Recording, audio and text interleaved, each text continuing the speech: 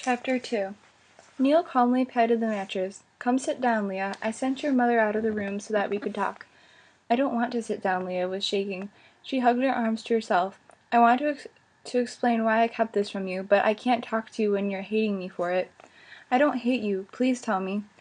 "In a nutshell, the timing never seemed right.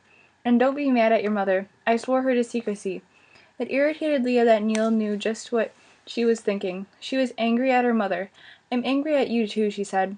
"I knew you would be." He gave her an apologetic smile. "But please, put yourself in my place for a minute. When you were first told about your cancer, you and I were virtual strangers. I just married your mother, you weren't happy about being moved from Dallas to Indiana farm country, and I was adjusting to taking on a wife and an almost grown daughter." Neil's assessment was correct. Leah had hated moving and starting over in another school, especially when in the boondocks. Neil continued, "My first wife and I had never had children, but I always wanted them. Suddenly, in my new twilight years, I had a young, energetic wife and a lovely stepdaughter. I was a little overwhelmed. I didn't want us to start out as enemies, Leah. I knew I wasn't your biological father, and I knew I couldn't replace him. I had to find my own place with you." Leah turned her head, not wanting Neil to see how quickly tears had sprung to her eyes at the mention of her father. He died years before, homeless and on the streets. Her only link with him had been her Grandma Hall, but she had died too, and the biological link had been forever severed. Leah's mother had married and divorced three more times before marrying Neil.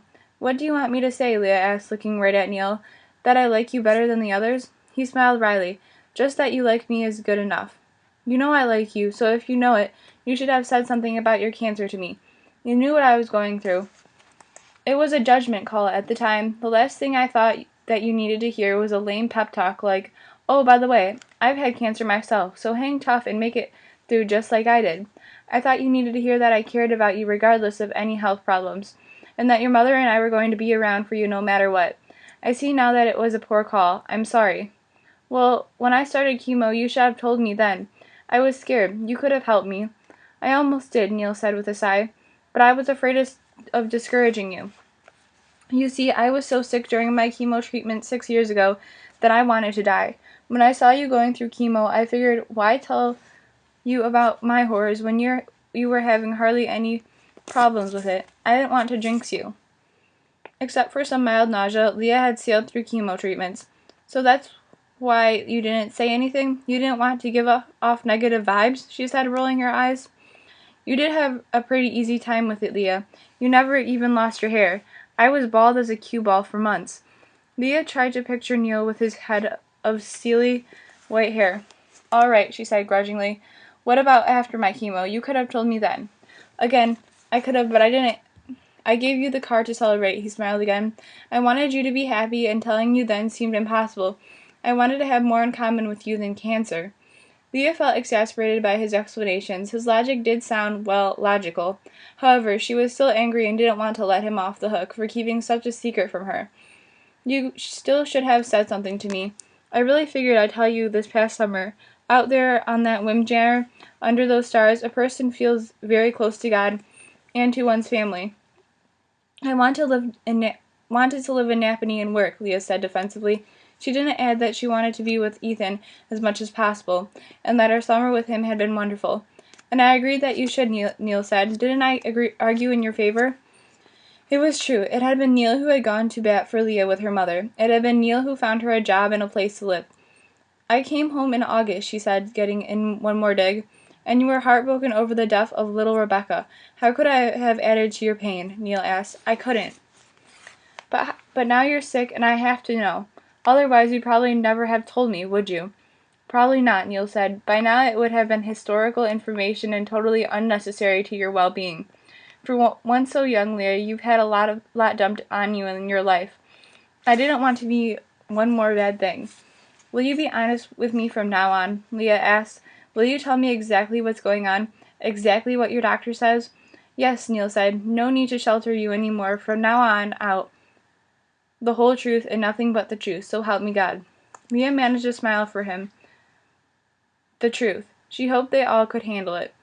Later that night, Leah composed a letter to Ethan. After telling him about Neil's previous cancer diagnosis, she poured out her feelings.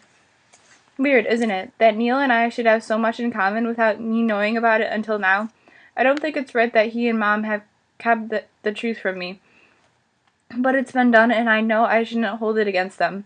I believe Neil really thought he was doing the best thing for me, but it would have been good for me to know that he had been through chemo before I started. I was pretty scared about it, and he could have helped me.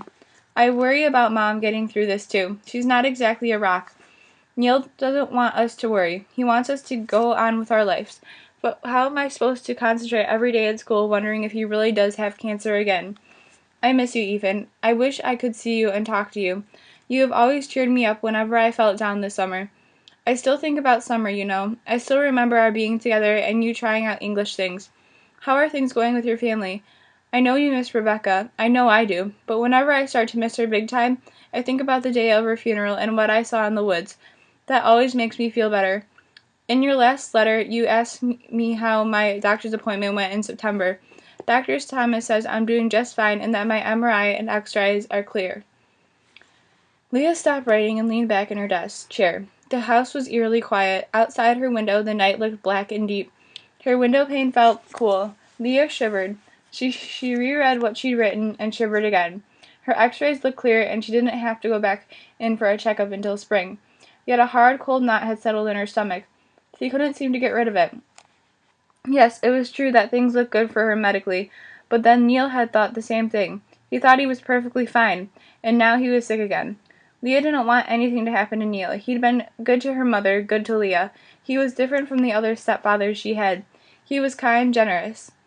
Neil had to get well. She and her mother needed him. Leah buried her face in her hands and wept.